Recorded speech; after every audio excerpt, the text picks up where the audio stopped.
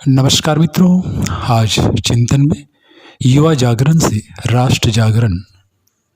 किसी व्यक्ति के निर्माण का स्वर्णिम समय यौवन काल होता है, जिसमें वह आने वाले लंबे जीवन के लिए शरीर, मन और आत्मा का निर्माण और विकास करता है।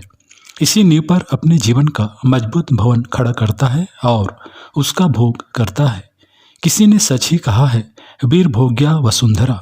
ठीक इसी प्रकार किसी भी राष्ट्र के विकास की आधारशिला और ऊर्जा उसकी युवा शक्ति ही होती है। यही उसका आत्मबल और इच्छा शक्ति भी होती है। राष्ट्र निर्माण के ताने बानों में यौवन के ही धागे होते हैं। अतः जो राष्ट्र अपनी इस ऊर्जा का संरक्षण और संवर्धन करता है, वह विकास के उच्च शिखर पर पहुंचता है।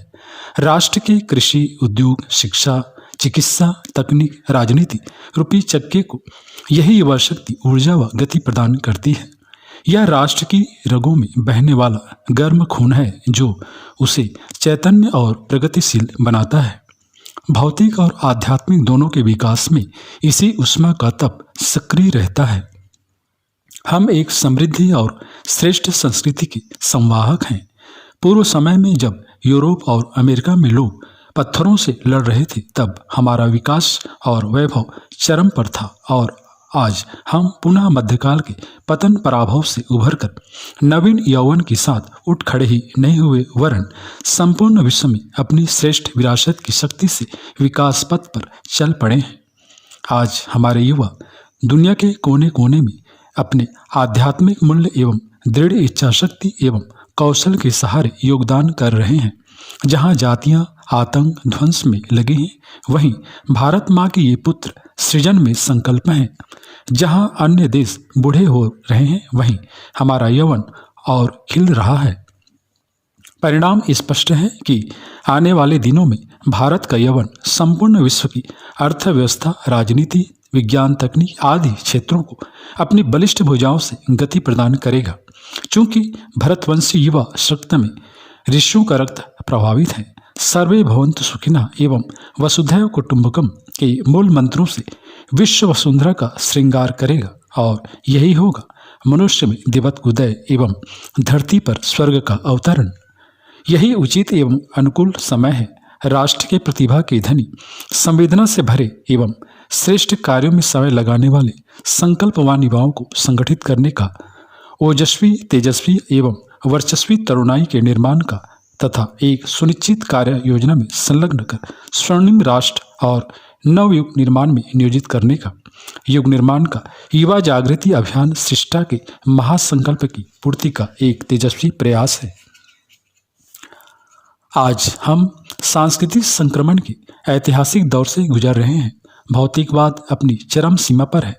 देश की तरुणाई को दिशाहीनता, दुश्चिंतन, भटकाव, दुष्कृतियाँ एवं सृजनात्मकता का अभाव घून की तरह खोखला करते जा रहे हैं। उस पर नशा, बेरोजगारी, पाश्चात्य जीवन शैली, युवाओं को आत्मबोध एवं अपने सांस्कृतिक गौरव से परिचित कराना समय की मांग है। विश्व में जितने भी जीवंत इतिहास हैं, वे सब तरुणाई की ही रचना है। एको हम भविष्याम के तरुण ब्रह्म स्फुरण ने सृष्टि का सृजन किया। संस्कृति की दुर्दशा से मर्माहन श्री राम का तारुण्य निश्चरहीन कराऊं मैं का प्रण कर बैठा। गीताकार ने पार्थ के तारुण्य को झकझोरा तो महाभारत की विजयश्री वरण्य हो गई। मानवीयता से पूरित सिद्धार्थ का तारुण्य बुद्ध बन गया। जब तारुण्य तपा तो आत्मजयी महावीर बन गया।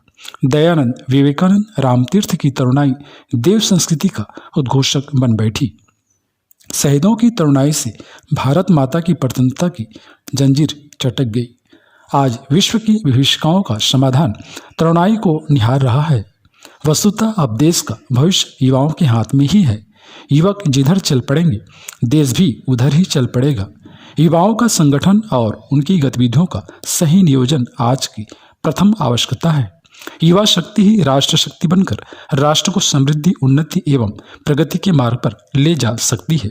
मित्रों, युग ऋषि पंडित श्री राम शर्मा आचार्य जी एवं वंदनीय माता भगवती देवी शर्मा जी की युग वेदना ने आज की तरुणाई के लिए नवयुग के निर्माण की आधारशिला रख दी है। शांति कुंज ने युवा शक्ति को राष्ट्र शक्ति के रूप में निखारने की प्रक्रिया का एक राष्ट्रव्यापी आंदोलन और अभियान प्रारंभ किया है, जिससे राष्ट्र श्रेष्ठता, संप्रभुता और संपन्नता के श्रेष्ठ शिखर पर पुनः प्रतिष्ठित हो सके।